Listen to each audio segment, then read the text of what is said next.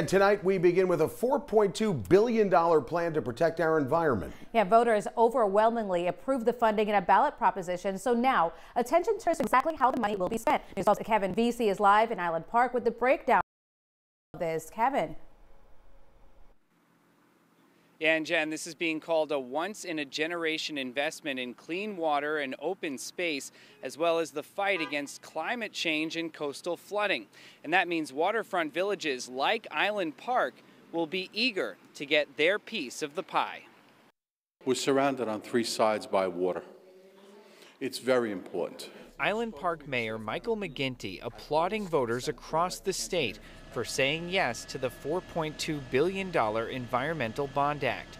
The ballot measure will provide $650 million for open space preservation, another $650 million for clean water, $1.5 billion to fight climate change, and $1.1 billion to prevent coastal flooding, an ongoing problem in Island Park. The point of it is to protect property and lives of our residents. In this Environmental Bond Act, will go a long way to reaching our goal. The village is being fitted with larger drain pipes as well as one-way flex valves to prevent flooding in the streets.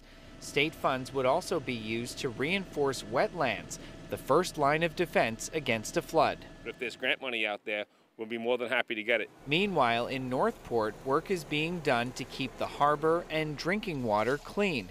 Grant funding could help expand the village's catch basins and sewer system and replace old cesspools with new systems that clean wastewater. Very important for everybody, for all Long Island. You know, Long Island's surrounded by water, and if we keep polluting it, we're going to have a problem here. And in St. James, there's a battle to preserve 48 acres of property that's been slated for development.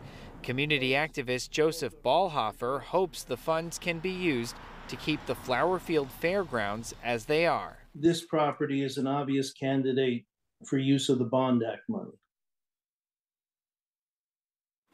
So we know how much money is coming in, but we still don't know exactly where it will be allocated. We spoke with an environmentalist today who's urging municipalities to come up with projects that are important to them and be prepared to submit them to the state for consideration. And now, Kevin, who's going to be making those decisions? So, Joe, that'll come from the DEC with guidance from the governor's office, and the money from this Bond Act is expected to fund environmental projects for the next 5 to 7 years. So this really is a big deal.